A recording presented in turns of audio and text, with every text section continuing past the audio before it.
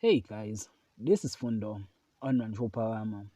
Tonight on Imbewu, Shira and Naropi tries to bribe Tando, but she refuses. And it seems like Tando wants to benefit on her receipt that was taken by Shira and Naropi.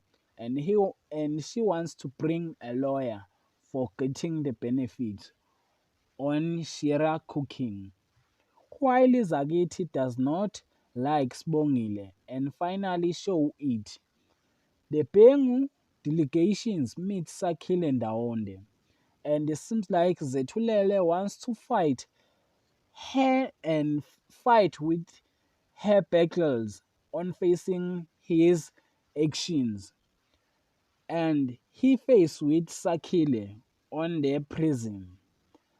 Tando means business and arrive with a lawyer on Shira and Nairobi. While Zagiti faced with Mandisa Vilagazi that says about the Tulele case. That is for tonight. Thanks for watching. Don't forget to like and comment and subscribe. Therefore, thanks.